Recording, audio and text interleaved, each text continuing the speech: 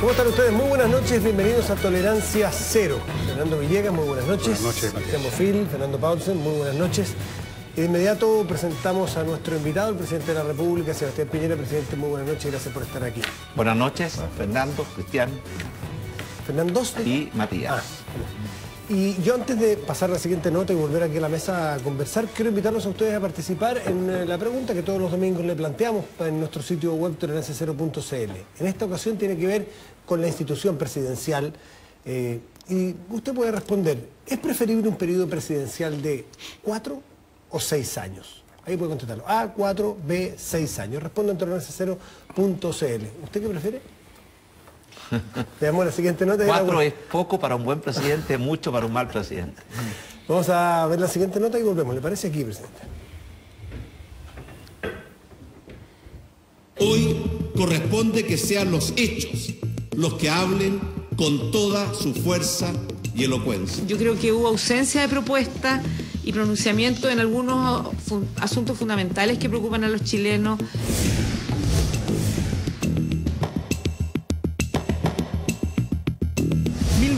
Días de gobierno con la derecha en la moneda, varios cambios de gabinete y una figura presidencial que solo en los últimos 6 meses, con Chadwick en interior, dejó la primera línea de los problemas.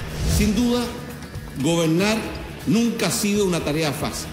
Falta de relato o excesivas críticas, pero Piñera tiene importantes logros como la eliminación del 7% de los jubilados, la ampliación de las enfermedades que cubre el Plan Auge, la extensión del postnatal a 6 meses y el fortalecimiento del CERNAC, empujado por el empoderamiento de consumidores agobiados por los abusos, entre otros. Este gobierno tiene políticas públicas consistentes que se complementan con ciertos beneficios para las familias que más lo necesitan. Y claro, ha tenido que lidiar no solo con las manifestaciones sociales en las calles, sino también con una compleja interna en la alianza, con coletazos en su gabinete. Primero el round entre Alamán y Goldborn y luego la arremetida de Longueira.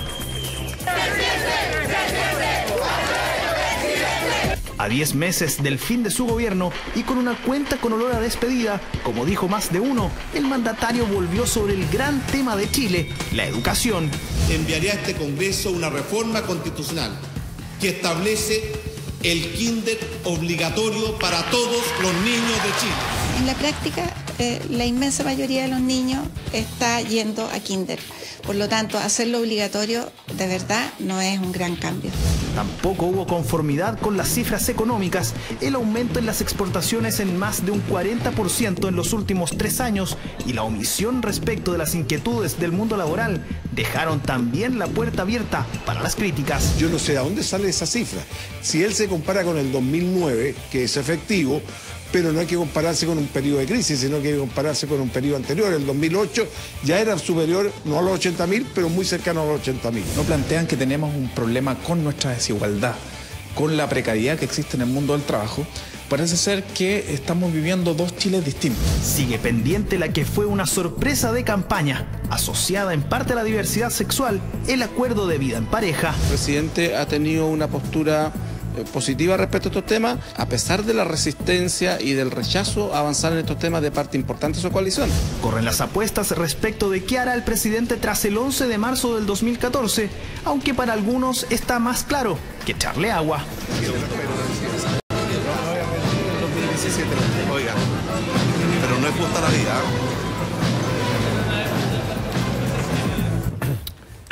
Fernando Paulsen tiene la palabra. No es justa la vida. Voy a partir con una pregunta que le hice acá, presidente, cuando vino la vez anterior. Le pregunté si es que le era indiferente o no que saliera Alamán o Goldborn en las primarias. Y en esa época, y en ese momento usted me dijo no es indiferente. Le vuelvo a preguntar, ¿sigue siendo, es indiferente o no es indiferente que gane la primaria de su sector Andrés Alamán o ahora Pablo Longueira? Bueno, decirle que me es indiferente es como decirle que me da lo mismo, no es así. Pero sí le puedo decir que tanto Andrés Alamán como Pablo Longueira son personas que han dedicado su vida al servicio público, que tienen capacidad y experiencia probada, que son grandes candidatos y espero que uno de ellos sea un gran presidente de Chile. Está menos resuelto que la primera vez. La primera vez dijo no me es indiferente. Le reitero, no me es indiferente, pero no lo voy a decir cuál es mi preferencia. ¿Y ellos saben? ¿Alguno de ellos sabe? ¿Usted se lo ha expresado íntimamente? No, no se lo ha expresado a nadie. Mi mujer me lo pregunta con mucha frecuencia. Ella lo sabrá, supongo. No lo ella sabe. tampoco lo sabe. No, ella tampoco me cuenta su preferencia. A ver, presidente, el 21 de mayo hubo un candidato presidencial, va a ser candidato, Marco Enrique Sominami, que dijo que le parecía bien, pero le parecía un discurso hecho por un gerente de Ernst & Young o de alguna de estas empresas de auditoría. Es decir, que parecía una cosa solo numérica, solo de logros, no logros, solo de balances de materiales, de concreción de proyectos o proyectos en vía, no una cosa que él encontraba que era de proyecto, de país, que es un poco lo que alguna vez criticó siendo ministro aquí Pablo Longueira, o antes, del relato, esa cosa como más cualitativa que solo cuantitativa. Bueno, pienso que tal vez Marco Enrique no puso suficiente atención, porque en el discurso del 21 de mayo, además de rendir una cuenta, que es lo que constitucionalmente uno está obligado, obviamente que también planteamos el país hacia el cual queremos avanzar. Y cuando hablábamos de la sociedad, de seguridades, de oportunidades, cuando hablábamos de los valores, estábamos reflejando nuestro proyecto de país, nuestro sueño de país. Pero adicionalmente, por supuesto, rendimos cuenta y en forma clara y detallada, porque cuando las cifras son buenas, es bueno que el país las conozca, no para bajar los brazos, sino que todo lo contrario, para fortalecer el espíritu y seguir avanzando. Las cifras son buenas y básicamente ahí están los resultados, pero si usted mira su gobierno, en el balance político está el debe. ¿Usted está de acuerdo que cuando un gobierno, sus candidatos no son favoritos y tiene la aprobación que tiene, pese a esos resultados que usted ha dicho, eso no quiere decir que hay un déficit político, que hay un desbalance, y es justamente la crítica que se le hace es que en su discurso faltó eso? Bueno, por supuesto que hay déficit y hay carencias y que nos queda mucho por hacer, y vamos a tratar de avanzar lo máximo posible en los próximos 9 meses. En 9 meses se puede hacer una nueva vida humana y también se pueden hacer muchas cosas en el gobierno. Pero yo diría que si bien nos gustaría tener más apoyo popular, definitivamente, hoy día estamos con un nivel de apoyo y de rechazo equivalentes, pero hay que tomar en cuenta algunos hechos. Uno, la ciudadanía hoy día es mucho más severa. Vea usted el nivel de apoyo que tiene la Concertación, o la propia Alianza, o el Congreso, o la Cámara de Diputados, o el Senado, o cualquier institución es mucho más baja que la que tiene el gobierno. Pero vamos a seguir trabajando para que los buenos resultados no son válidos o valiosos en sí mismos, son válidos y valiosos en la medida en que mejoran la calidad de vida de los chilenos. ¿Usted pretende jugar un rol importante después de las primarias cuando tenga definido la alianza su candidato? ¿Usted pretende jugarse por ello? Definitivamente. Por quien gane. Bueno, definitivamente. Hay un diario que lo dice eso hoy día en la mañana. ¿Qué? Hay un diario que lo dice eso hoy día en la mañana. Que dice que el presidente lo dice, vamos a ver si tenemos razón. Bueno, definitivamente, como presidente, uno tiene 2 o 3 grandes objetivos como presidente. Cumplir sus compromisos, dejar un país mucho mejor que el país que recibió y lograr que traspasarle la banda a alguien que vaya a seguir con este proyecto. Desde ese punto de vista, ese tercer objetivo también es parte de nuestros objetivos. Pero le puedo asegurar que como presidente de Chile le vamos a dar garantías a todos los candidatos presidenciales y no se va a utilizar ni un peso, ni ningún funcionario público va a hacer uso de su función para beneficiar a un candidato y perjudicar a otro. ¿Pero qué va a hacer usted entonces con la salvedad de que no va a ser nada irregular? ¿Cómo se va a jugar? Bueno, la mejor manera de ayudar al candidato de la Alianza es haciendo un buen gobierno y cumpliendo los compromisos y mejorando la calidad de vida de los chilenos. Pero también, como es natural, si a uno le pregunta, le da lo mismo quién va a ser el próximo presidente de Chile, no me da lo mismo. Yo siento que hay una línea que permite continuar con el progreso y llegar finalmente al desarrollo y a derrotar la pobreza. Y creo que hay otro proyecto que va a significar un estancamiento o incluso un retroceso. Fernando Villegas. Buenas noches, presidente. A propósito de eso que le preguntaba a Cristian, hoy día veía en la prensa que la Concertación, o más bien específicamente el comando de Michelle Bachelet, presentó un reclamo por intervencionismo porque vieron unos rayados que no les gustaron en algún lugar del sur de Chile. Su ministro del Interior dijo que esto le olía mucho a una operación mediática, pero que igual los iba a recibir para que llevaran su reclamo con los sellos correspondientes. Un congresal de la UDI fue bastante duro en sus expresiones, no las voy a repetir respecto a Michelle Bachelet. Y en todo caso da la sensación que van a estar muy saltones con cualquier acción, aunque sea fuera de horario de oficina, digamos, que cumplan la gente del gobierno, incluyéndolo usted, presidente, para apoyar a quien sea que gane en la primaria. ¿Cómo se las va a arreglar usted? Porque no lo van a dejar en paz. Si usted hace el menor comentario, si usted sale, aunque sea a las 9 de la noche, a asistir a alguna, qué sé yo, manifestación, van a acusarlo de intervencionismo y van a llevar las cosas hasta el final. No sé si usted lo tiene considerado. Por supuesto. Bueno, en primer lugar, a mí tampoco me gustaron los rayados que mostró la televisión en el municipio de Talcahuano, que insultaban a la presidenta y también al alcalde. Y eso yo lo condeno definitivamente.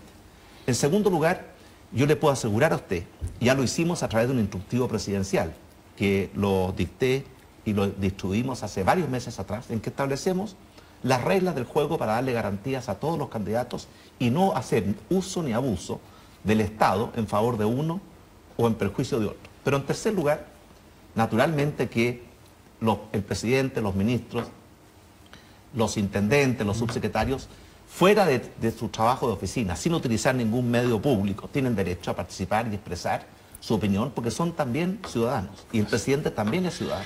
Déjeme hacerle otra pregunta o comentario. A usted le tocó bailar con la fea, como se dice, salvo los primeros meses, con el rescate de los mineros, que fue muy rápido, quizás otros estarían todavía esperando la resolución de un comité, pero usted más o menos se hizo bastante velozmente. Fuera de eso, usted ha sufrido permanentemente ataques, incluso de su sector, críticas, reproches, insultos últimamente también, malos datos en las encuestas, una serie de cosas, a pesar de esa cuenta donde efectivamente uno ve una serie de cosas positivas que se han hecho. Como mínimo, uno no podría decir que este fue un gobierno que ha protagonizado alguna crema, digámoslo así, para nada. Y sin embargo, aún así, por toda clase de razones sociológicas y políticas, ha estado usted siempre en el blanco de la crítica. La pregunta es si a pesar de eso, usted le quedan ánimos, le quedan ganas, le queda disposición para volver o mantenerse en la política, y quién sabe, quién dice, a lo mejor, como algunos ya están, he escuchado a alguna gente del sector suyo hablando de Piñera 17 y cosas con el estilo. ¿Tiene usted considerado o ya le parece que ya cumplió su tarea, llegó al cargo más alto de la nación, se compró todos los sinsabores habido por haber, y es el momento de volver a su vida privada, a sus empresas? Bueno, en realidad, gobernar no es fácil, y todo lo que está dicho de ataques, de descalificaciones, es parte de lo que debe enfrentar y asumir un presidente. Con respecto a el futuro, yo tengo 1.000.000 de ideas y proyectos que me gustaría llevar adelante cuando deje de ser presidente, que tienen que ver con fundaciones como la Fundación Futuro, la Fundación Tantauco, la Fundación Mujer Emprende. Pero yo de verdad no tengo planificado mi futuro. No voy a dejar la política ni el servicio público. Pero ¿qué va a pasar el año 2017? No lo sé. Ni tampoco es necesario definir hoy día lo que pueda o no pueda pasar en 4 años más. Pero le quedan ganas de seguir en... Fuerza, ganas, voluntad, compromiso, entusiasmo por el servicio público es algo que lo heredé de mi padre desde la cuna y espero de llevarlo conmigo al cajón de los últimos días. Presidente. Pero le quiero decir una cosa respecto al tema de las intervenciones del gobierno, porque algunas personas tienen muy mala memoria. Yo quiero recordar cuando se trasladaba publicidad del candidato a la Concertación en los autos de los intendentes, de los gobernadores, cuando se hacía una campaña del terror en que en todas partes los funcionarios públicos decían que si ganaba este presidente se terminaban las pensiones, los beneficios sociales, los bonos, la asignación familiar. Y también cuando la propia Contraloría levantó un sumario y una investigación que sancionó severamente algunas prácticas que ocurrían antes. Yo le puedo asegurar a usted, y se lo quiero asegurar a todos los chilenos, que como presidente he tomado todas las providencias y voy a seguir tomándolas para que ese abuso del poder del Estado no se repita nunca más en Chile. Bueno, la expresidenta Bachelet en esta polémica visita que hace a la zona del Maremoto, a mí me sorprendió como lo dijo porque nos dio más señas de a qué se refería, pero señala que a su vez ella se hace eco, porque la critican por haber hecho una reunión muy acotada, no pública, por no caminar por las calles de esa zona, sino que es una reunión con una junta de vecinos muy específica. Y ella dice que le habrían planteado a esos vecinos el temor a ser perseguidos políticamente. Directamente ella, si no me equivoco, utilizó la palabra, no es de ella, ella transmite lo que sintió, que habían amenazado a algunos de los líderes ahí en materia de reconstrucción, en materia de obras sociales, en materia de beneficios sociales que ponen dedicado a la zona. Se hace eco la propia expresidenta Bachelet, no sé si usted la escuchó. La escuché, pero quiero decirle dos cosas. En primer lugar, no se pueden hacer acusaciones de esa magnitud simplemente porque alguien le contó algo que a ella no le consta. Segundo, apenas yo escuché esas palabras, yo llamé al ministro de Interior y al intendente y al gobernador para que me dijera si había habido algún asomo de intervención o de amenaza. Los tres me dijeron categóricamente que nada. Y yo estoy esperando qué antecedentes tiene la candidata Michelle Bachelet para haber hecho una acusación de esa naturaleza. Tal vez ella piensa que el país sigue como era cuando gobernaba la Concertación. Y en ese campo yo le aseguro a usted que hay un cambio tremendo. Y algo más. Yo entiendo que la evidencia que se pudo levantar es que un auto con la patente de una gobernación estaba en la zona en que estaba la presidenta Bachelet. Eso no constituye ninguna amenaza ni ninguna intervención. Yo lo quería preguntarle antes, porque esto surgió a raíz de algo que dice usted, de esta intervención, pero la pregunta que le quería hacer, complementando la anterior de Fernando Villegas, que tiene que ver con las críticas, ataques, dijo Fernando, qué sé yo. Muchos de esos, me imagino que tú te referías a las que son injustas, a las que son muy fuertes, a las que pegan duro. Pero me gustaría saber cuáles son las que usted considera, las que se las hacen de buena leche, en buenos términos, con respeto, pero críticas aunque sean duras, que usted encuentra que en la noche se queda pensando y dice, estos gallos algo de razón tienen. Bueno, que es muy similar a las autocríticas. Pero dígame algunas de estas. estas. Pero por supuesto que sí. ¿Cuáles? Yo lo he dicho otras veces, es evidente que cuando uno escucha una crítica, y algunas críticas son muy bien intencionadas, incluso muchas de esas críticas antes, parlamentarios o dirigentes las hacen a uno directamente y en forma personal, y eso a uno lo hacen reflexionar.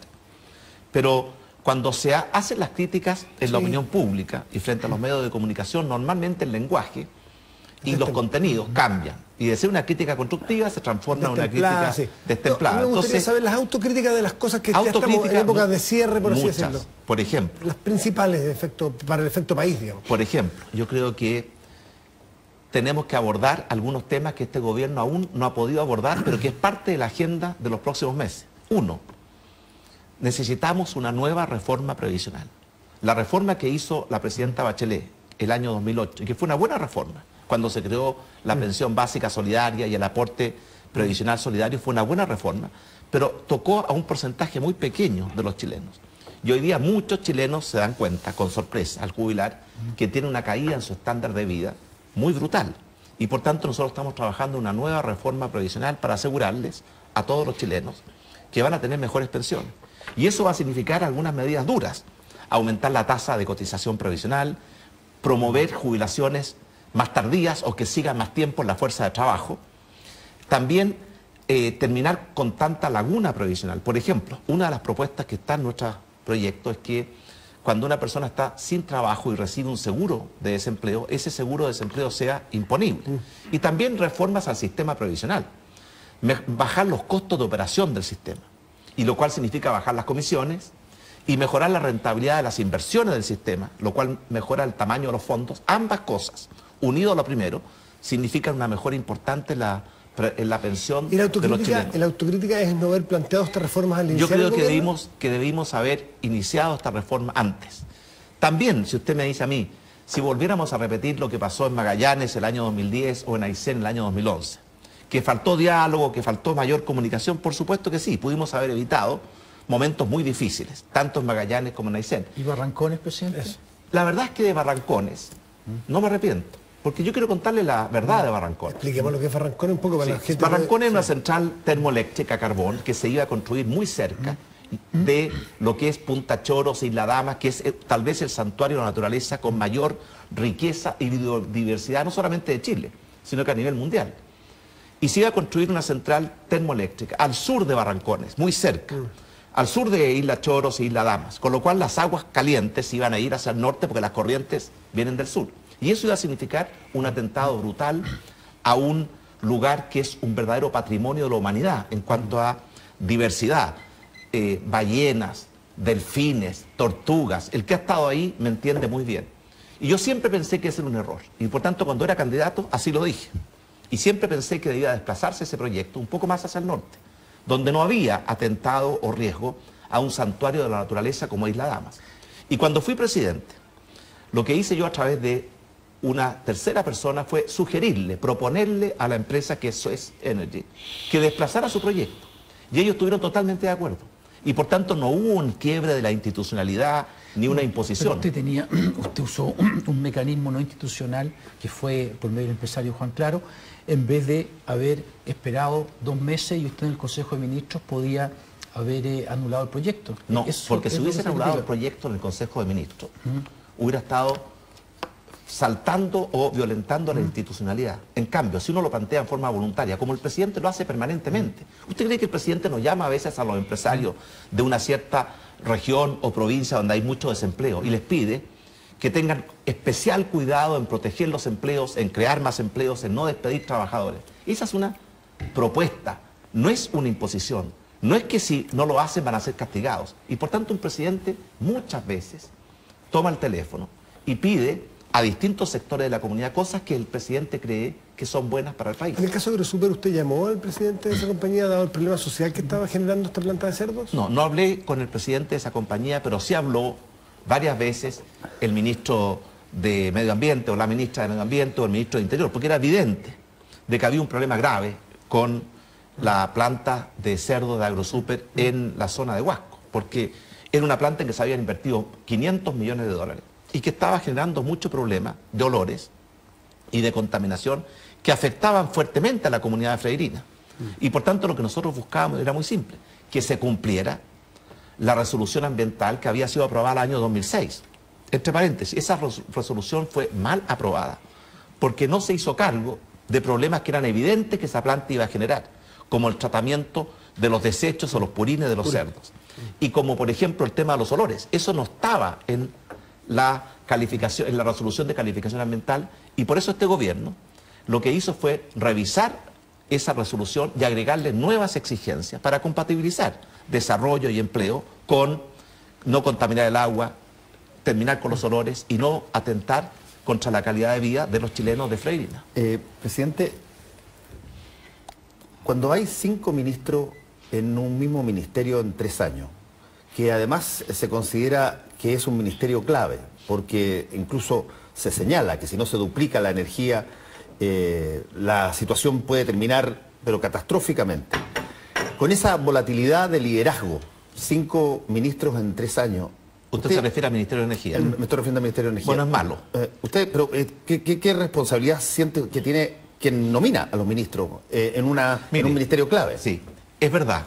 5 ministros de energía es demasiado.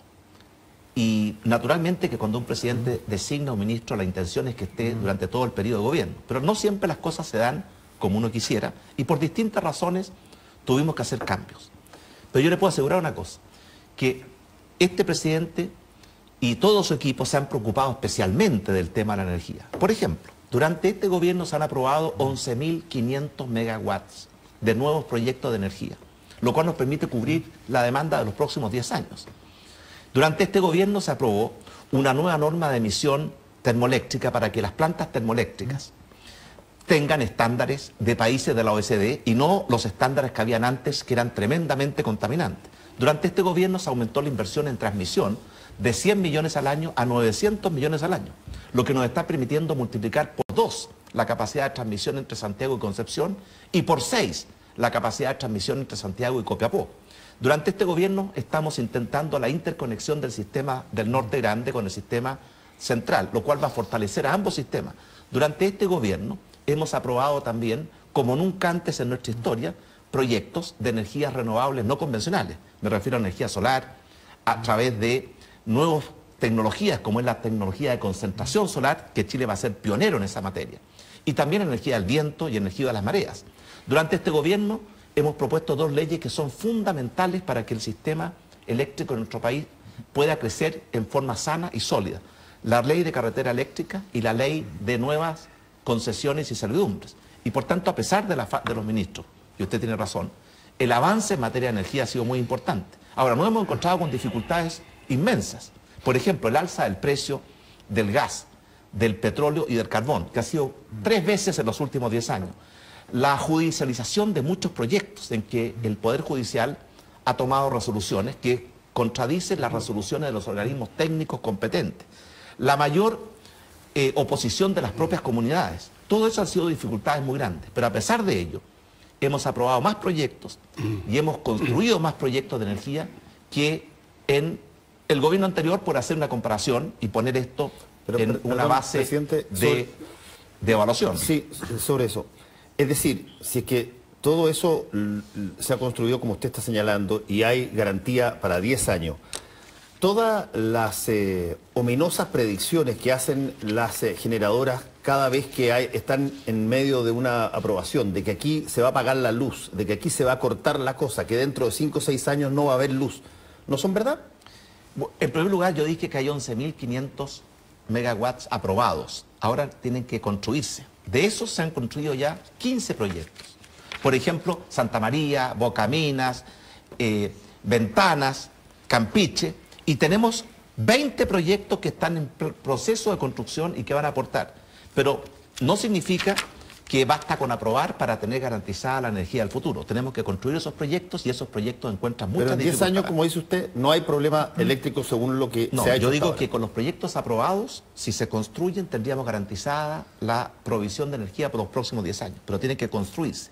Y en el proceso de construcción, usted sabe muy bien que estos proyectos enfrentan muchos obstáculos. Respecto a la proyección, y usted se refiere al estudio que acaba de hacer público, a pesar que normalmente era un estudio privado, SEDEC, SIC. Lo que ellos plantean son 3 escenarios, de los cuales uno de ellos, que es el menos probable, podría significar que tuviésemos escasez, que es menos del 1%. Y por tanto yo le aseguro a usted que podemos asegurar hoy día que no va a haber racionamiento eléctrico, porque tenemos los medios para garantizar el suministro eléctrico para nuestro país en el mediano plazo. Y si tuviéramos problemas, tenemos muchos instrumentos que podemos utilizar. ¿Y eso se debe a qué? Se debe esencialmente a que estamos en el 4º año de sequía en nuestro país y los embalses están a 1/3 de su capacidad y en consecuencia la generación hidroeléctrica, que normalmente representa el 60% de la matriz, se ha reducido a la mitad, 30%. Y por tanto eso genera un problema difícil, por supuesto que sí. La sequía no es responsabilidad nuestra. De hecho, como yo les he contado a ustedes, una de las primeras cosas que yo hago todas las mañanas es recibir un informe de un amigo mío que trabaja en la Oficina Meteorológica de Estados Unidos con el pronóstico de cómo viene el año desde el punto de vista pluviométrico para Chile. Y afortunadamente hay buenas noticias de que las cosas tienden a mejorar y no a empeorar.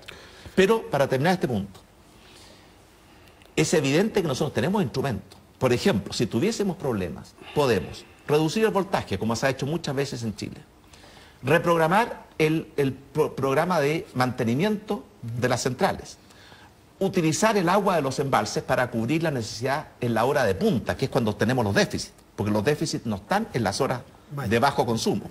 Y finalmente también tenemos la posibilidad de mejorar la capacidad de transmisión. Usted sabe que hoy día el sistema chileno no solamente está desconectado entre el norte grande y el centro sur, también está desconectado de Charrúa hacia el sur y Charrúa hacia el norte. Es decir, de Concepción hacia el sur, Concepción hacia el norte. Y precisamente la enorme inversión que hemos hecho en transmisión es para conectar nuestro sistema, porque si el sistema está conectado, si hay un problema en una parte, se puede satisfacer esa necesidad con la generación de otra parte del sistema. Y eso es algo que esperamos lograr durante este gobierno.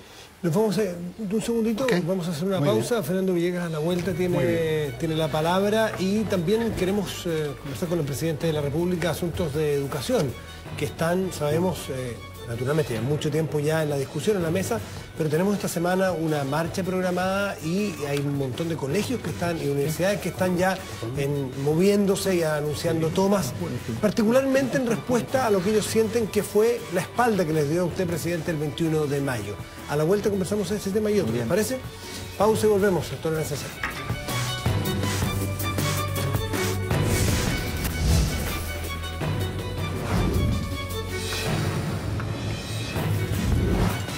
De vuelta en Tolerancia Cero, Fernando Villegas tiene la palabra. Vamos un poco a la política. Cuando empezamos el programa, usted, Fernando, le preguntó alguna cosa relativa a los precandidatos de la Alianza, etcétera. En algún momento dijo que naturalmente quería que se continuara lo que se está haciendo y que tenía la idea, no recuerdo exactamente las palabras, que con la otra alternativa el país podría estancarse o incluso retroceder. Bueno, hoy día precisamente entiendo que el Partido Comunista, tras maratónica, como siempre describe la prensa estas cosas, sesión, decidieron apoyar a Michelle Bachelet. Ahora, cuando los comunistas aparecen siempre en el escenario, se supone que la gente de derecha se aterra, entonces la gente de izquierda se burla y le dicen, ¿ustedes creen que los comunistas se comen a las guaguas? No, no se comen a las guaguas. Obviamente no se comen a las guaguas, pero pueden comerse otras cosas. Al parecer usted podría creer, y eso quiero saber por qué, que los comunistas, y en general la concertación, con esta adición de un partido que tiene una visión de cambios bastante a fondo y que eventualmente podría participar en el gobierno, ¿por qué cree usted que ellos y el resto de la concertación no van a ser capaces de hacer lo que hicieron antes, de más o menos mantener las cosas dentro de ciertos esquemas razonables, porque están funcionando, componer lo que se podía componer, otras cosas no las intentaron tampoco, fueron complacientes en muchas cosas, ellos mismos lo confiesan? ¿Por qué no podrían repetir ese plato? ¿Por qué no podrían simplemente administrar lo bueno que ha hecho su gobierno, eliminar algunas cosas que les parecen mal y más o menos seguir en la misma ruta que el país ha estado siguiendo hace 20 o 30 años, más o menos? ¿Por qué piensa usted que podría no ocurrir eso? ¿Por qué piensa usted que se podría estancar el país? ¿Por qué piensa incluso que podría retroceder el país? Bueno, dos cosas. En primer lugar, yo no quiero juzgar las intenciones del Partido Comunista, pero sí le puedo decir que donde el Partido Comunista ha gobernado en el mundo, Unión Soviética, Europa del Este, Corea del Norte, ¿qué ha significado? Atentados graves a la libertad, a la democracia, a los derechos humanos y tremendas postergaciones en materia de desarrollo. Vea usted qué país con el modelo comunista se ha desarrollado en el mundo o ha respetado la democracia o la libertad en el mundo. Ninguno. Pero usted piensa, presidente, que ellos van a, por sí solos, que son una minoría dentro de la concertación, van a lograr instaurar un modelo comunista como el de Corea y otras cosas. He dicho solamente que yo creo que el Partido Comunista no ha hecho nunca una contribución positiva al bienestar en ninguna parte del mundo. Naturalmente que esta nueva concertación no es la misma concertación de los tiempos del presidente Elwin. Es una concertación que ha hecho un brusco giro a la izquierda. Y que se expresa, por ejemplo, en las propuestas que uno escucha. Asamblea Constituyente, que no está contemplado en nuestra Constitución. Nacionalización de todos los recursos naturales. Nacionalización de muchas industrias. Pretender que el Estado, en el fondo, invada todas las áreas de la actividad humana y que con eso lo que se va a lograr, es lo que yo creo y pienso, es un estancamiento o un retroceso.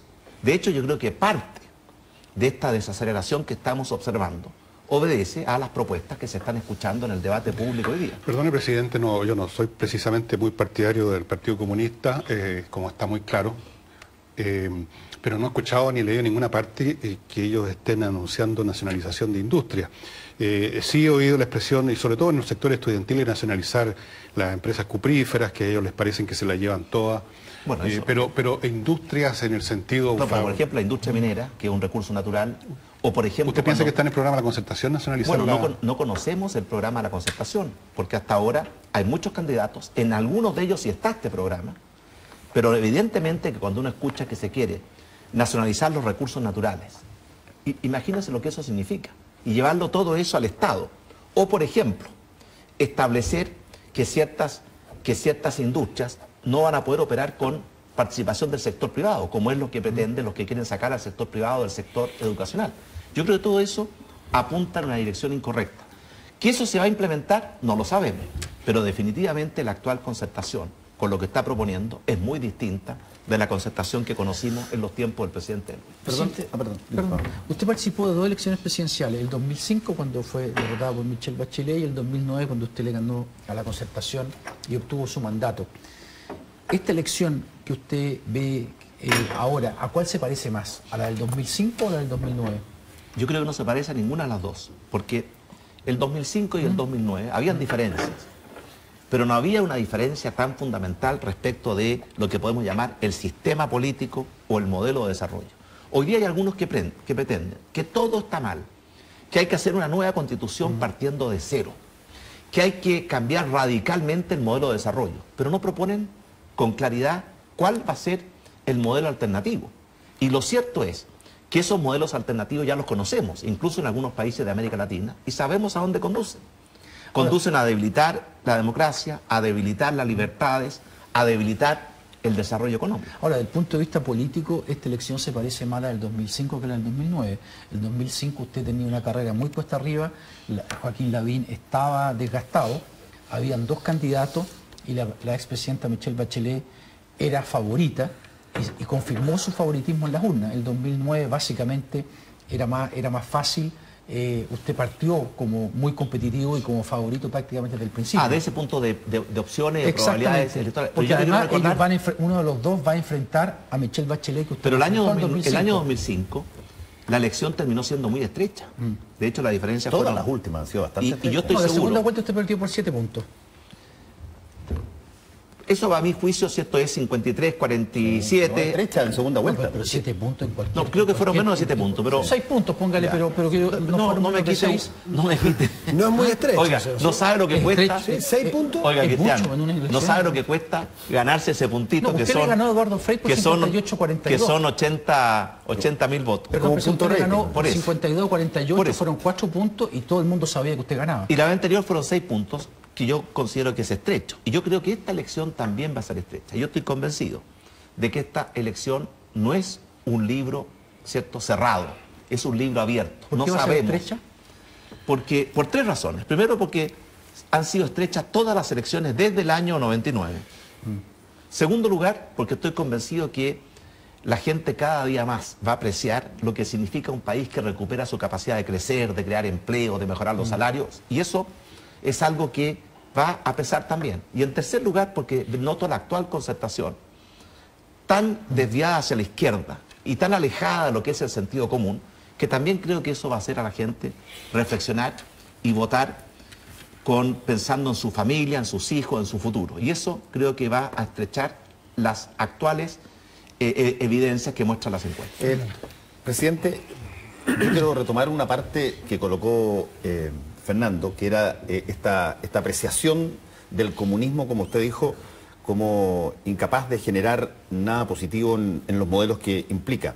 Me tocó esta semana ser una de las personas que presentaba el informe anual de Amnistía Internacional.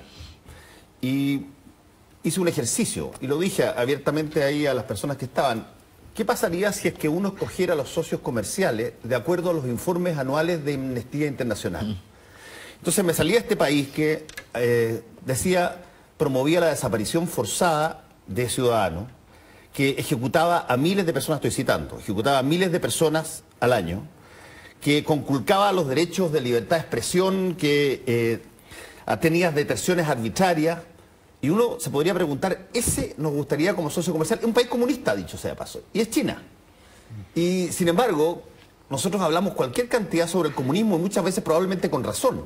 Pero cuando toca un país comunista, que es el que principalmente nos compra y al que le compramos todas las cosas baratas para venderlas más caras, entonces resulta que parece que el comunismo no fuera algo trascendental en determinar una relación o criticar un modelo.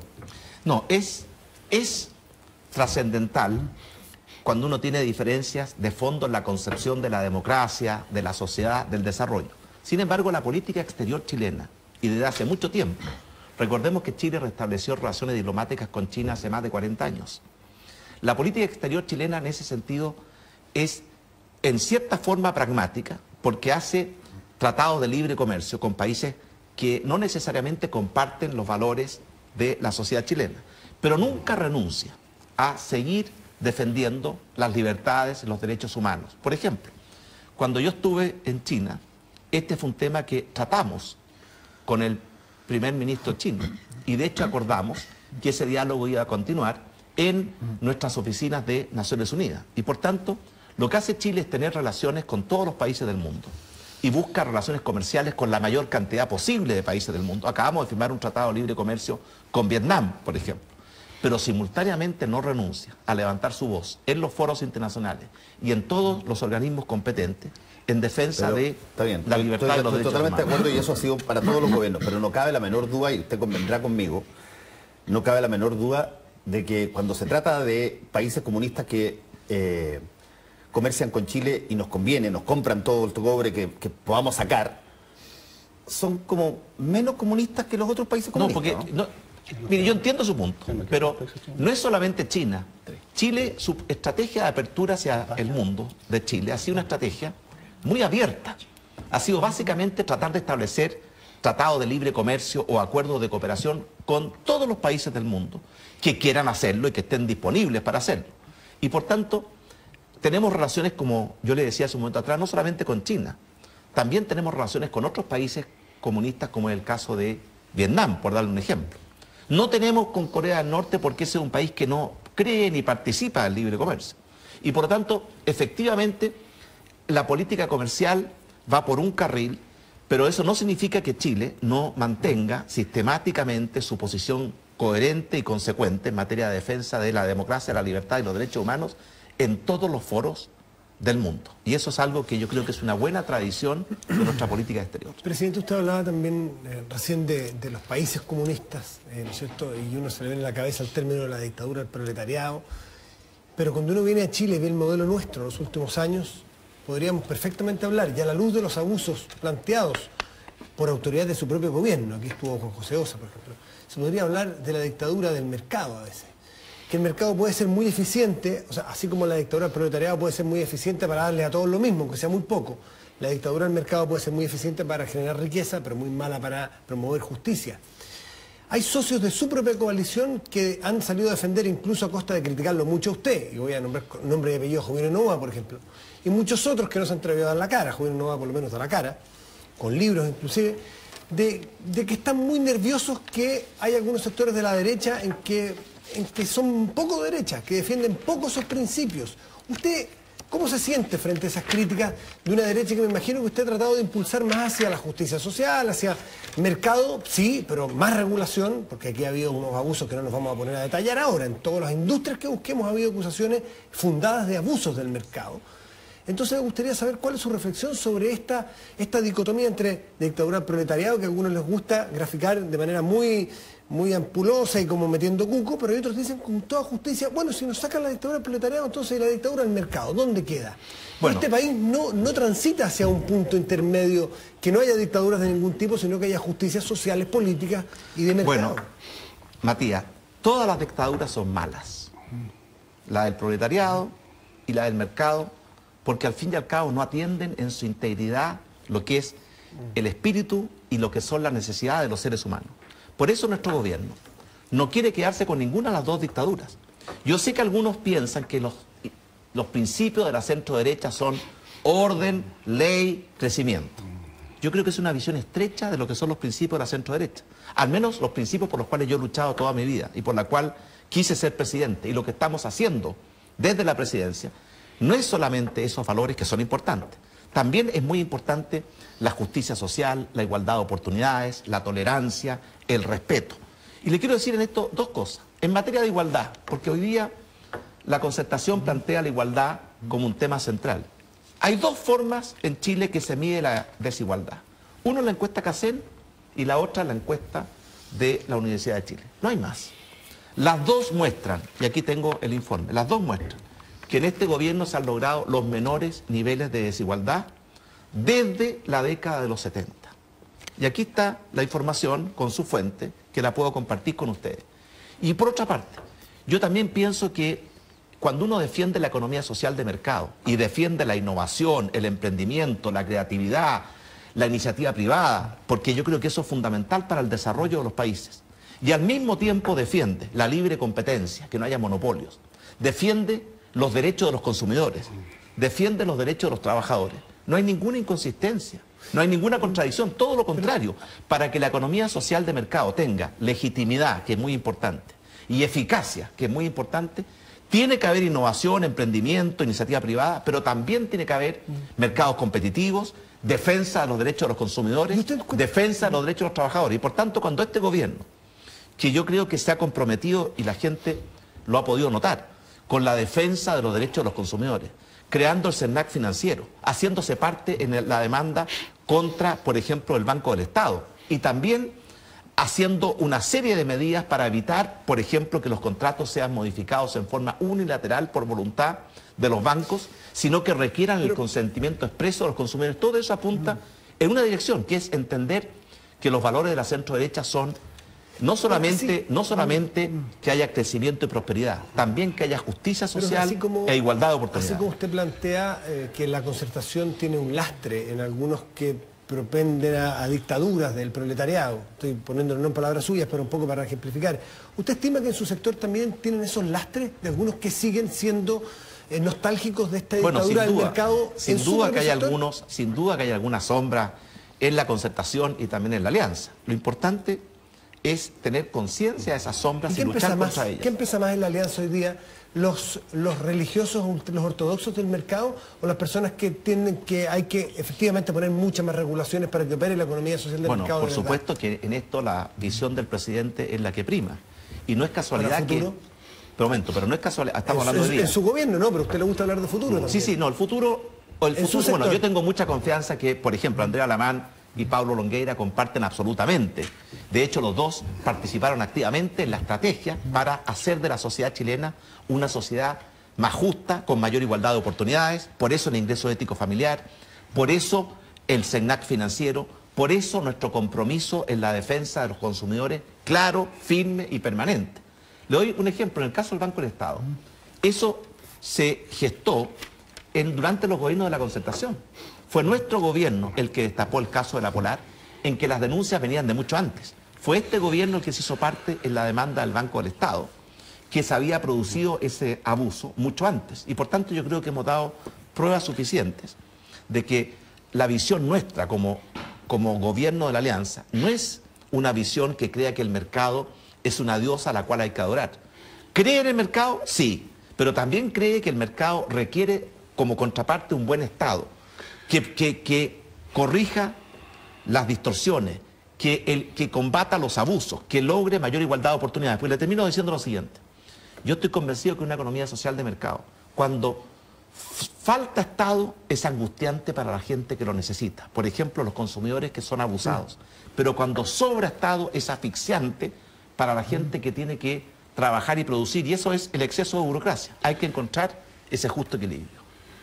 Permítame un comentario para aclarar la discusión, para ir dándole orden a la discusión. No, a mí no me parece que, en primer lugar, haya una oposición entre innovación, creatividad y emprendimiento y equidad. Creo que precisamente si uno examina cada uno de los problemas que ha tenido Chile, los abusos tienen que ver con que no funciona el mercado. Tenemos una economía donde una gran parte de los empresarios ni son innovadores, ni son emprendedores, ni tienen ninguna creatividad, son, por así decirlo, rentistas de una situación, son a veces concesionarios de una situación, a veces incluso gestionan un estanco legal, como hay tantos negocios legales como los seguros automotrices y otros, o entran en arreglos, como pasó con el caso de las farmacias. Todos esos son mecanismos que no tienen nada que ver con el mercado. Se podría incluso argumentar, presidente Matías, que si hubiera realmente mercado, es decir, un montón de gente innovando y creando nuevos cargos, nuevos puestos de trabajo, y por lo tanto, no por bondad, sino que por necesidad, contratando más gente y igualando los ingresos, si hubiera realmente estas cosas, no tendríamos estos problemas. Lo que le pasa a este país es que no tiene realmente y nunca ha tenido una sociedad de mercado propiamente tal. Tenemos desde la independencia en adelante sociedades donde prácticamente cada actividad está en manos de uno o dos grupos que tienen contactos con la política, que arreglan las leyes a su gusto, ahora quieren lobby también para influir. Tenemos arreglos a todo nivel, desde multitiendas, cadenas farmacéuticas, etcétera. No tenemos mercado. ¿Puedo contraargumentar eso? Yo estoy de acuerdo con usted en que en Chile nos falta todavía mucho avanzar para que los mercados sean realmente competitivos, abiertos, transparentes y en consecuencia el esfuerzo de los empresarios sea para mejorar la calidad de los productos o bajar los precios, lo cual favorece a los consumidores. Eso es verdad. Pero yo tengo una visión distinta de la capacidad de innovación y emprendimiento de nuestro país. No es casualidad que Chile sea hoy día el país de mayor crecimiento entre todos los países de la OECD. No es casualidad que Chile haya logrado crear 800.000 nuevos empleos y más del 70% de ellos con contrato escrito, indefinido, con cotización provisional, de salud, con seguro de desempleo. No es casualidad que hayamos creado 170.000 nuevos emprendedores en los últimos 3 años. Yo creo que el problema en Chile no son los empresarios, salvo aquellos que no cumplen con la ley y abusan, sino que tal vez lo que requerimos es crear más oportunidades para que haya más empresarios en nuestro país. Y eso es lo que buscamos hacer, por ejemplo, con facilitar la creación de empresas que antes era un verdadero parto de los montes y hoy día se puede hacer en un día y con 0 costo. Además, los empresarios chilenos no solamente están invirtiendo en Chile. Vengo llegando de Colombia, donde Chile fue el primer inversionista extranjero durante el año pasado. Entonces yo creo que pueden ser mejores, por supuesto que sí. Pero creer que son una tropa de zánganos que viven de compartimentos estancos, no comparto esa visión. Yo no hablo de una tropa de zánganos, y por supuesto que hay emprendedores, gente que empieza y hace cosas. Lo que yo estoy tratando de manifestar es lo que uno escucha, por ejemplo, de mucha gente joven que cree en el emprendimiento, profesionales de primer nivel, que salen de las escuelas, por ejemplo, de ingeniería, y que desarrollan proyectos y que encuentran enormes dificultades en que les presten oído, porque los empresarios sencillamente prefieren reclinarse en la situación que ya ganaron, prefieren por último importar lo que necesitan de otro lado, de China, por ejemplo. Pero una cosa, lo que le quiero decir es de que... en la década pasada, la primera década de este siglo, del 2000 al 2009, en Chile se perdieron 100.000 emprendedores. En los últimos 3 años hemos logrado, no lo hemos creado nosotros, pero hemos al menos fomentado y ayudado para que puedan surgir 170.000 nuevos emprendedores. Eso es una tasa de creación de nuevos emprendedores y de emprendimiento que es algo muy destacable. Además, Chile en los rankings internacionales de innovación, de emprendimiento, de competitividad, está en el primer lugar de América Latina. Y eso es en parte mérito de las personas que tienen la decisión, la voluntad y el coraje, porque no es fácil emprender, de emprender. Y afortunadamente en Chile son cada día más, y yo siento que cada día mejores. Presidente, y la concentración que tú un poco... Eso es un problema grave. ¿Eso le preocupa a usted? Porque por supuesto que sí. O sea, uno pesca el diario y ve 3, 4, 5 familias y son dueñas de todo. De todo. Sí. Y los mismos desde bancos, clínicas y SAPRES, por supuesto que universidades. preocupa la concentración, pero a mí me preocupa la concentración principalmente cuando ella es fruto de conductas monopólicas, porque ahí esa concentración no es fruto del mérito, sino que es fruto de un abuso de una situación. ¿Y aquí es por fruto eso, de qué esa tremenda concentración que hay? ¿Es fruto de qué? Bueno, ¿sabe lo que pasa? Que los países pequeños como Chile, y esto lo hemos estudiado mucho, tienden a ser mucho más concentrados que los grandes países como Estados Unidos, porque para poder competir en los mercados internacionales se requieren empresas con espaldas. Y cuando hay un país pequeño no puede tener muchas empresas con espaldas. Pero igual tenemos que competir contra eso. ¿Cómo? Por ejemplo, hemos fortalecido enormemente la Fiscalía Nacional Económica. ¿Cuándo antes había visto usted a la Fiscalía Nacional Económica interviniendo con tanta fuerza y decisión en el mercado de los remedios, en el mercado de las farmacias, en el mercado de los pollos, combatiendo cuando hay conductas monopólicas? Porque las conductas monopólicas atentan contra el bien común y perjudican a los consumidores. Yo supongo que en el caso del ejemplo de la farmacia se está refiriendo al fiscal nacional económico anterior, el que intervino en la farmacia. Enrique Vergara. Enrique Vergara. Lo inició Enrique Vergara, claro, y estuvo muy bien hecho. Y lo ha continuado el actual fiscal con mucha fuerza y con mucho apoyo y respaldo. Lo que el gobierno quiere es que los mercados en Chile funcionen en forma competitiva. Porque cuando el mercado es competitivo, entonces coincide el interés del empresario con el interés del consumidor. ¿Por qué? Porque todo su talento, innovación y emprendimiento tiene que apuntar o a mejorar la calidad del producto o a bajar el precio. Pero cuando los mercados son monopólicos, muchas veces la utilidad del empresario no es fruto de algo que beneficia al consumidor, sino que todo lo contrario, es fruto de un abuso al consumidor. Pero si hay un tema, que usted maneja, es el tema empresarial. Usted fue un empresario exitoso y conoce ese mundo como nadie. ¿Qué falta? ¿A usted qué le hubiera gustado hacer o qué le va a faltar a su gobierno para darle más competitividad a la empresa? Falta mucho. ¿Qué es lo que hemos estado haciendo? En primer lugar, facilitar la creación de nuevos emprendedores que puedan desafiar a los antiguos empresarios y por tanto generar más competencia. No, ¿pero qué medida concreta usted cree que falta, que a usted le gustaría? Le cuento lo que estamos haciendo y lo que falta. Nos falta ahora, por ejemplo, perfeccionar algunos mercados. Por ejemplo, tenemos una reforma para perfeccionar el mercado de notarios, porque estamos obligados a concurrir a los notarios para hacer muchos trámites, y sin embargo ese mercado no es un mercado abierto y competitivo.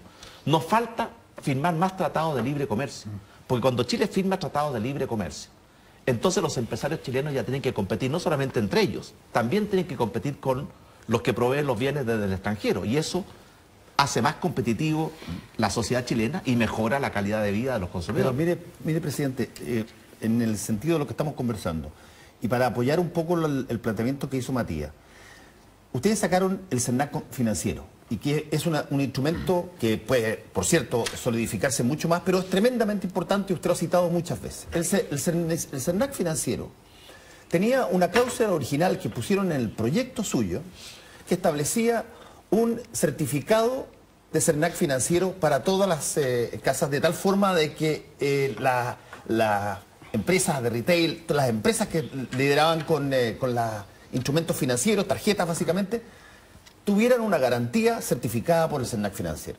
¿Quién se opuso a sacar eso? Mire, eso fue los diputados y parlamentarios de su sector. No, si eso está en la ley. Sí, pero hoy día voluntario. Hoy día, por supuesto, no es obligatorio como lo usted propuso. No, pero un momento. La ley es obligatoria para todos. La ley del CERNAC establece el sello CERNAC. ¿En qué consiste eso? Que una empresa, un banco, una casa comercial va al CERNAC y le muestra todos los contratos de adhesión. Y si el CERNAC los revisa y cree que están todos de acuerdo a la ley y que no hay cláusulas abusivas, le entrega el sello CERNAC. Estupendo. Lo hemos estado haciendo. No hay ni uno. No hay tantas como quisiéramos. ¿Pero cuáles hay? El otro día dijo el propio Juan José Osa, dijo que no había ninguno con sello No, pero un momento, Fernando. Yo le aseguro a usted que hay muchos con sellos CERNAC, pero que todavía faltan muchos también. Por ejemplo, no hemos logrado incorporar a la industria bancaria al sello CERNAC. No hemos logrado incorporar a los supermercados en general al sello CERNAC, a pesar que creo que sí se incorporó uno hace un tiempo atrás. ¿Qué significa eso? Que cuando hay un sello CERNAC, la persona no tiene para qué verificar el contrato. Yo lo encuentro extraordinario y ustedes lo proponían que fuera obligatorio. Entiendo que resulta que se opuso la gente, incluso de ustedes, de la Alianza, y dijeron, no, hagámoslo voluntario. Y hoy día es voluntario. ¿Sabe por qué? Porque ahí fue una discusión de en cierta forma de filosofía legislativa. Uno no puede hacer obligatorio que se cumpla la ley porque la ley por sí es obligatoria. Entonces, si uno le dice es obligatorio cumplir la ley, es una redundancia, porque la ley no es voluntaria. La ley manda, prohíbe o permite a todos. Y por eso, por esa discusión, quedó voluntario. Para poder hacer una distinción entre aquellas empresas que están dispuestas a que el CERNAC certifique que todos sus contratos están de acuerdo a la ley y, por tanto, que no tienen cláusulas abusivas, y aquellas empresas que quieren que cada consumidor tenga que hacer esa verificación. Y estamos impulsando muy fuertemente el sello CERNAC. Desgraciadamente, muchas empresas no se han querido incorporar, sectores enteros no se han querido incorporar, pero no es que no haya ninguna. Igual como, por ejemplo, estamos promoviendo otro sello que es un sello ProPyme. Las empresas que se comprometen a pagarle a sus proveedores, que en su mayoría son pequeñas y medianas, en 30 días. Y el Estado está predicando con el ejemplo, porque el Estado se ha propuesto que el Estado y las empresas estatales prediquen con el ejemplo y paguen a sus proveedores dentro de un plazo de 30 días, que se extiende un poco en el caso de la salud por condiciones muy especiales.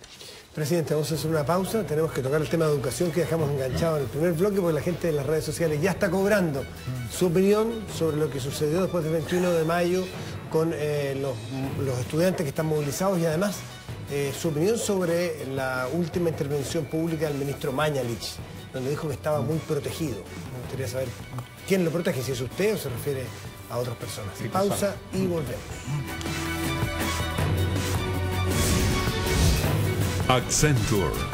High Performance Delivered.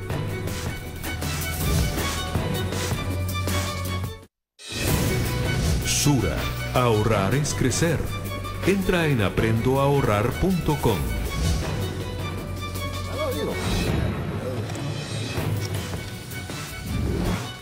Ahora sí, presidente, le dejamos planteados esos dos temas.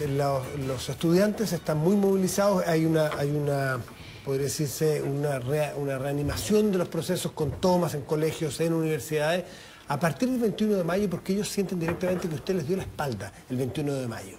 Y también me gustaría que contestara al tema Mañalich, cuál es la protección de Mañalich. Es uno de los 4 o 5, si se toma en consideración, uno de los 4 ministros, pongámosle 5 ministros, que no se han movido, no se han cambiado desde el principio de su gobierno. Y uno de ellos es Mañalich, que está permanentemente ahí en el candelero con discusiones muy fuertes. Por la ley de ISAPRE tuvo que echar abajo la que él mismo quiso promover en un momento. ¿Usted es el que protege a Mañalich o hay otras redes de protección? Bueno, en primer lugar, yo no estoy de acuerdo con lo que dijo Mañalich, porque yo creo en la libertad de expresión, la libertad de opinión, y a uno puede que no le guste lo que opinan los medios o las personas, pero eso no significa que uno tenga que amenazarlos o hacer el planteamiento que hizo Mañalich. Respecto a la protección, ningún ministro tiene una protección especial. Todos son ministros mientras cuenten con la confianza del presidente. Y si algún momento el presidente cree que debe hacer cambios, los hace como yo los he hecho. Yo creo que el ministro Mañalich está haciendo una muy buena labor en salud y tal vez me gustaría tener la oportunidad de fundamentar esta afirmación. Pero yendo al tema educacional, yo quiero distinguir entre los estudiantes... Perdón, es que la protección es la suya, a esa se refería, supongo, ¿no? No. Él después aclaró que se refería a otras cosas. No hay una protección, salvo la protección que el presidente o la colaboración que el presidente le presta permanentemente a todos los ministros. Yendo al tema de la educación, no confundamos los estudiantes. Tenemos 600.000 estudiantes de educación preescolar, 3,5 millones de estudiantes de educación escolar. Yo no confundí, presidente, me refería a los estudiantes universitarios. Y 1,1 millón de estudiantes universitarios, y los que opinan y marchan pueden ser 50.000, 100.000, y por tanto no confundamos la voz de la calle con la voz de la gente. Yo no me confundí, son los que están hoy día promoviendo tomas en colegios y universidades. Ellos tienen una visión que este gobierno no comparte. Y en la mensaje presidencial del 21 de mayo quisimos ser muy explícitos. Nosotros creemos en una sociedad docente, en que coexisten instituciones educacionales públicas y privadas, en todos los niveles de la educación preescolar, escolar y superior. Nosotros creemos en la libertad de enseñanza y por tanto respetamos el derecho de cada establecimiento educacional de crear su propio proyecto educativo. No pretendemos imponerle un proyecto educativo. Eso fue la ENU, o el intento de la ENU en la Unidad Popular, que despertó el rechazo de toda la comunidad nacional. Creemos en la libertad de los padres para elegir la educación de sus hijos cuando son niños y de los jóvenes para elegir la educación cuando ya son adultos. Creemos también en que el Estado tiene una obligación, que es asegurarle a todos los niños y jóvenes de nuestro país educación de calidad y asegurarle financiamiento a través de becas o préstamos subsidiados para todos los jóvenes que lo necesitan. Y a eso apunta la reforma que está en marcha. En dos palabras, en educación preescolar hemos duplicado la inversión en la educación preescolar, hemos aumentado la subvención preferencial en un 20% y hemos decretado ahora el kinder obligatorio. ¿Qué significa eso? Porque escuché al comando de Michelle Bachelet que eso lo habrían hecho ellos. No es verdad. Lo que ellos hicieron fue extender la subvención a todos los niños, pero no el establecerlo como una obligación. Y por tanto hay 20.000 niños, y trato de decirle a Mariana Elwin que para mí 20.000 niños que no van a kinder y que la mayoría son de los sectores más vulnerables, son muchos niños. Y por eso quisimos hacerlo obligatorio y extender la educación de calidad, gratuita y obligatoria de 12 a 13 años. Y además dimos otra información, que es generar un sistema de subvención universal para todos los niños de nuestro país a partir de los 3 años. ¿Por qué hacemos eso? Porque estamos convencidos de la importancia de la educación preescolar como el principal instrumento para nivelar la cancha, para igualar oportunidades, para corregir carencias que muchas veces vienen de los propios hogares. En la educación escolar, ¿qué estamos haciendo? Por de pronto, hemos extendido la subvención escolar preferencial desde 600.000 niños, que había el 2009, a más de 1 millón hoy día, porque la estamos llevando de la educación básica también a la educación media y la estamos llevando a los sectores más vulnerables también a la clase media. Cuando estas dos reformas que están en marcha estén en pleno operación, vamos a haber extendido la subvención escolar preferencial de 600.000 a 2,2 millones de niños chilenos. Y eso también. Además el monto. Y además ha aumentado el monto significativamente. Mire, un estudiante prioritario de primero medio que hace 4 años atrás se educaba con 60.000 pesos. Hoy día se educa con casi 100.000 pesos. En la educación preescolar, en la educación escolar además hemos tratado de mejorar la calidad de los profesores. Hoy día tenemos miles de alumnos con más de 600 puntos ingresando a los pedagógicos para ser después los profesores que van a enseñar a nuestros hijos. Y en la educación superior, ¿qué hemos hecho? ¿Puedo poner un segundito en lo escolar? Porque usted es partidario, en el bloque anterior señaló que es ferviente partidario de la competencia, para que en la competencia se generen mejores ideas, mejores cosas. Y lo que, en parte, lo que se le acusa a este gobierno, que no creen de verdad en la educación pública y que no han apuntado a un fortalecimiento de verdad de la educación pública, en liceos municipalizados, en fin, que podría ser, y esto lo pongo yo de mi cosecha, creo que si ustedes lo fortalecieran y tuvieran educación pública, escolar, de verdad potente, podría ser una tremenda competencia a los particulares subvencionados que están recibiendo recursos del Estado. Pero Matías, estoy totalmente de acuerdo con su idea, pero muy en desacuerdo con sus datos. Con que no han potenciado la educación Déjeme pública. decir una cosa, ¿verdad? hemos creado 60 liceos de excelencia. La mayoría de ellos, ciertos municipales, y todos ellos gratuitos. Pero muchos creen pero que eso es malo porque se está segmentando a que los de excelencia vayan algunos. Un segundo, y no ¿cómo no hacer, transversal? por ejemplo, ¿supo usted quién fue el liceo o el colegio que sacó el mejor puntaje de matemáticas en la última prueba SIMSE? No fue un particular pagado, fue un liceo de Puente Alto, creado durante este gobierno, el Liceo de Excelencia. Pero eso no segmenta más, presidente. Pero déjeme... No segrega más a los dentro de los colegios públicos. ¿Por qué estamos tan... Que usted junte a los mejores en unos colegios y que los... Pero déjeme contestarle. Todo el mundo está muy orgulloso del Instituto Nacional y del Liceo Carmela Carvajal, que eran 2 liceos de excelencia municipales. Y estaban los 2 en Santiago. ¿Cómo no va a ser lógico darle también a la gente de regiones y de comunas alejadas de la región metropolitana, como Puente Alto, Conchalí, Huechuraba? Al Instituto Nacional viene gente de regiones y viene gente de esas otras comunas. Pero un minuto, pero déjeme terminar. El Instituto Nacional selecciona a sus alumnos. Y por tanto, parte de los buenos resultados que tiene es porque selecciona a sus alumnos. Nosotros hemos creado los liceos de excelencia para que muchos más puedan ingresar también en cualquier parte de Chile a un liceo de excelencia. Y lo estamos demostrando con los hechos porque los liceos de excelencia que creamos durante este gobierno han tenido resultados en la prueba SIMSE realmente notables. Adicionalmente a eso, y hemos invertido, porque aquí se dice muchas cosas. ¿Usted cree que no son segregadores de los claro niños? Que son. Son segregadores. Obviamente que todo liceo que selecciona a los mejores. ¿A usted les gusta esa segregación? No, ¿Que vayan los mejores alumnos a una parte y los que se van quedando más atrás se quedan estudiando entre ellos? No, pero lo que no queremos es que los buenos alumnos de Chiloé, de Arica o de Aysén no tengan ninguna oportunidad de ir a un buen liceo. Porque eso sí que es más segregante. Pero déjeme una cosa más. Una cosa muy importante también en esto. Nosotros multiplicamos por 10 la inversión pública en los liceos técnicos profesionales. Porque realmente su infraestructura era de una pobreza franciscana. Y los hemos dotado de equipamiento, de tecnología, para que también los niños que sigan la vocación técnico-profesional a nivel de la educación escolar puedan tener una educación útil y que les dé herramientas para la vida. El gasto público en la educación municipal, además de las subvenciones, era 120.000 millones cuando nosotros llegamos al gobierno. Lo hemos llevado a una cifra cercana a 400.000 millones. Entonces esta idea de que nosotros no tenemos un compromiso firme y fuerte con la educación pública, no es verdad. Hemos hecho un enorme esfuerzo por mejorar la educación pública, porque entendemos que nuestra obligación como gobierno es asegurarle a todos los niños educación de calidad y no robarles su derecho a elegir. Y pueden elegir una escuela privada subvencionada o una escuela municipal. Pero como gobierno tenemos una obligación especial con la educación municipal, porque esa es la educación que provee el sector público.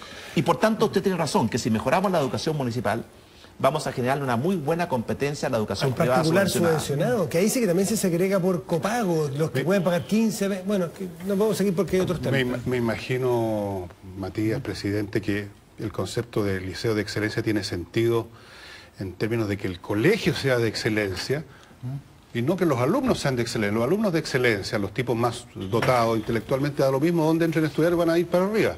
La idea de que el niño común y corriente, mediano, de talento normal, común y corriente, eso llegue a un colegio donde les van a exigir, les van a sacar la cresta, digamos, literalmente, que es la única forma, le van a imponer disciplina, los van a entusiasmar, los van a llevar por los caminos que correspondan y los van a convertir en muchachos de excelencia. Por eso, es un tema del colegio, no de los alumnos. Por eso a mí me emocionó cuando fui a Puente Alto y pregunté, ¿estos alumnos son los mismos alumnos que antes estaban en otras escuelas de Puente Alto o en esa misma escuela antes que fuera el Liceo de Excelencia? Los mismos. Y sin embargo su resultado mejoró notablemente porque cuando hay mejores oportunidades, mejores equipamientos. Disculpe, en un curso de 40 niños, cuando hay 10 con problemas de aprendizaje, y usted tenía un alumno bueno, ese alumno bueno efectivamente estaba afectado cuando estaba con compañeros que tenían problemas de aprendizaje o eran vulnerables.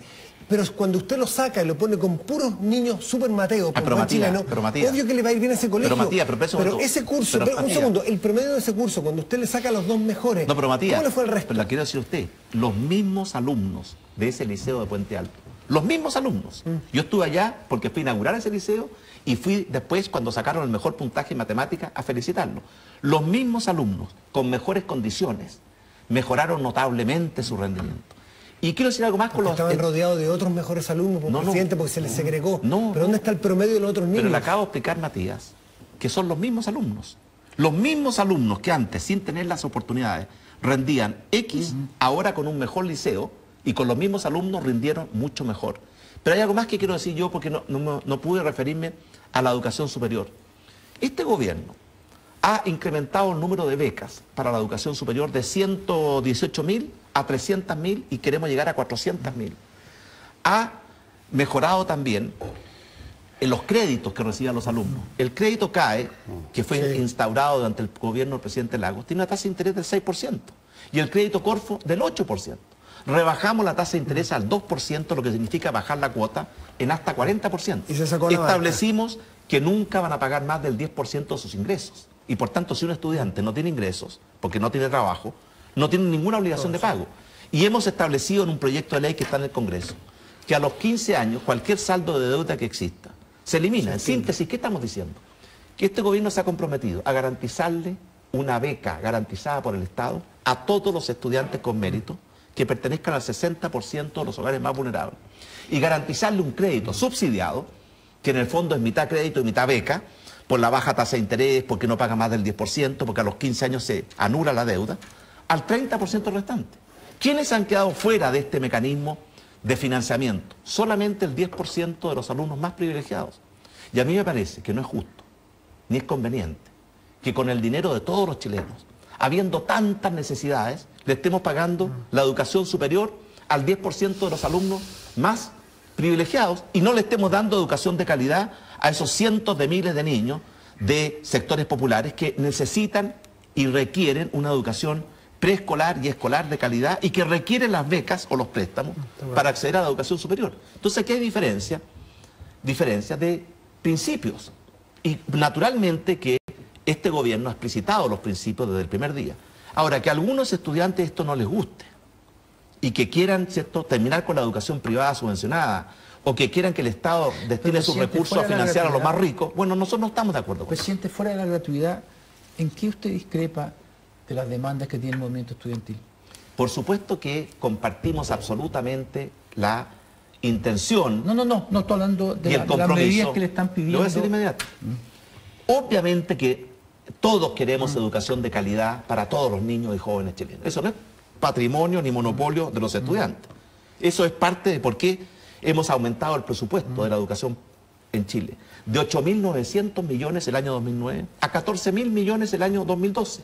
Es decir, 50% de aumento en 3 años. ¿Qué mejor muestra de nuestro compromiso y la prioridad que le asignamos a la educación? Ahora, ¿qué piden los estudiantes? Yo he tratado de leer y entender lo que están pidiendo. Cuando piden, ¿cierto?, que no haya educación privada subvencionada, no estamos de acuerdo con eso, porque creemos en una sociedad docente y creemos que es lógico que tanto el sector público como el sector de la sociedad civil puedan participar en el esfuerzo educacional. Lo que alegan el copago, presidente, lo que alegan es que sea particular sancionada con copago. Que pueda haber particular sancionada uno puede discutir el copago, pero ellos lo que quieren es que no haya educación privada subvencionada. Dicen, o es pública o es privada pagada. Y nosotros decimos que, ¿por qué no permitir a la sociedad civil que colabore al esfuerzo de educar a nuestros niños en la medida en que hagan bien su trabajo, cumplan con la ley y los padres los seleccionen para que vayan sus hijos? Esa es una primera discrepancia.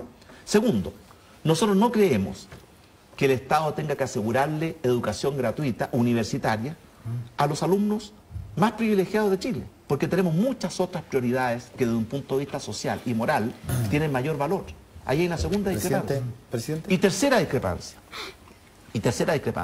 Nosotros creemos que una institución de educación, de cualquier nivel, con ganancia o sin ganancia, que no da educación de calidad sistemáticamente debe desaparecer. Y que una institución de educación que da educación de calidad, sea pública o sea privada, tiene derecho a subsistir. Esas son diferencias de fondo. Y yo le puedo decir, el modelo que plantean los dirigentes estudiantiles para la educación chilena ya se ha aplicado en otros países. Y yo quiero que ustedes evalúen los resultados que ese modelo ha generado. Vamos a hacer una pausa. Tú retomas aquí en educación al final y tendrá después su minuto para dirigirse a las personas que nos están escuchando. Vamos a hacer una pausa muy rápido y volvemos aquí en Tolerancia Cero. Les preguntamos al principio del programa y el presidente también iba a contestar, pero dijo que lo dejaba para el final la respuesta en www.toleranciacero.cl. ¿Es preferible un periodo presidencial de 4 o 6 años? ¿Se decidió ya usted o no? para el que viene, sea quien sea el que gana? ¿Gustaría 4 o 6? Yo creo que es muy importante que el periodo presidencial coincida con las elecciones parlamentarias y por tanto el ajuste tendría que ser más grande que el periodo presidencial. El resultado de esta consulta que les hicimos a ustedes es que de 4 años es partidario 47,3% y la mayoría, el 52,7% de las personas que consultaron les parece que debe ser de 6 años el periodo presidencial. Tú tienes una pregunta que quedó pendiente y luego le damos la palabra al presidente. Sí, yo la pregunta es que le quiero hacer una proposición. Usted en campaña fue súper enfático en un determinado tipo de políticas públicas y leyes que incluso lo pusieron en contra de su sector. El acuerdo Vía en Pareja, que está ahí, lo mencionó en el 21 de mayo, y el voto chileno en el exterior, que al principio había una discusión sobre cuál era el vínculo, hoy día se aclaró que el vínculo es básicamente registrarse para que se pueda establecer. ¿Por qué no le pone mañana suma urgencia a los dos? Y se acabó el problema. Y se define en su gobierno las personas que votan a favor y que lo quieren seguir, votan. ¿Por qué no? Y el mire, yo espero hacerlo. Con respecto a la ABP, definitivamente... ¿A poner la urgencia, dice? Por supuesto. Okay. Si se requiere urgencia para que el proyecto pueda ser aprobado durante nuestro gobierno, lo vamos a hacer porque la ABP busca 2 cosas, que es el acuerdo de vida en pareja. Uno, resolver problemas reales de 2 millones de chilenos, hetero u homosexuales que viven en pareja sin estar casados, previsionales, de salud, de herencia. Pero hay un segundo elemento, que es entregarle una dignidad a una relación sentimental que no tiene por qué ser clandestina ni escondida. Y por tanto la ABP lo presentamos porque creemos en ese proyecto, se está discutiendo finalmente en la Comisión de Constitución del Senado y si es necesario le vamos a poner la urgencia. Y respecto al voto a los chilenos en el extranjero, yo soy definitivamente partidario de otorgarle voto a los chilenos en el extranjero. Pero quiero contarles lo que ha pasado. Para hacerlo se requiere una reforma constitucional, porque si no hay reforma constitucional, los chilenos en el extranjero no tendrían para qué inscribirse, porque estamos con inscripción automática. Y por tanto nadie sabría dónde están, dónde van a votar. Y en segundo lugar podrían votar en las elecciones presidenciales, pero también en las parlamentarias y en las municipales. ¿Y cómo va a votar un ciudadano que vive en Suecia? ¿En qué comuna va a votar? ¿En la elección de alcalde de Putre o de Punta Arenas? Y por tanto, el voto de los chilenos en el extranjero requiere una reforma constitucional para establecer que tienen que inscribirse antes y con eso reflejan su vínculo, su compromiso con Chile, y para establecer que van a poder votar en las elecciones de carácter nacional. ¿Una sola vez se inscriben o para cada elección? Eso lo va a determinar una ley orgánica. Pero la reforma constitucional, que es absolutamente necesaria, la presentó este gobierno. ¿Y sabe quién la rechazó? La Concertación en el Senado. Nosotros como gobierno insistimos en la Cámara, y está hoy día en la Cámara, y espero que reviva, porque sin reforma constitucional nunca van a poder votar los chilenos en el extranjero. Porque sería absurdo pretender que no se inscriban. Entonces es cosa de mandar el proyecto... Pero si está el proyecto... mandar el proyecto con urgencia y listo. Pero evidente, si el proyecto lo mandamos al Senado y lo rechazó la Concertación. Sí, porque y hoy día está en la Cámara. Claro, usted aclaró muy bien el vínculo y yo creo que quedó meridianamente claro y parece bastante lógico y con todo el total sentido. Las personas se inscriben en los respectivos consulados. Pero evidente, imagínese usted que de repente... Está aclarado el vínculo, por lo tanto, vamos. Si no están inscritos y de repente aparece 1 millón de chilenos en Zambia.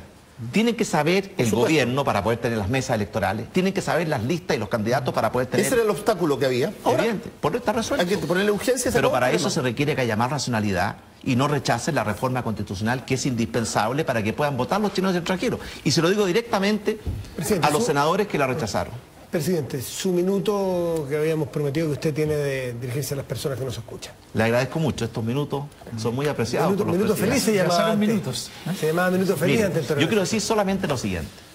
Nos ha tocado gobernar en tiempos muy difíciles. Recibimos una economía que estaba con signos de fatiga evidentes. Cada día crecía menos, cada día creaba menos empleo, los salarios estaban estancados, la inversión estaba cayendo. Hemos tenido que enfrentar además el terremoto y el tremendo desafío de reconstrucción que él significó. Y además hemos vivido durante estos 3 años en medio de un mundo en crisis. Europa está en recesión, la recuperación americana ha sido errática y débil. Hoy día supimos que hasta China ha tenido una tasa de crecimiento negativa en el mes de en el mes de abril. Y a pesar de todas estas dificultades, y podría sumar la sequía, que Chile hoy día sea un país que está creciendo en promedio al 5,8%.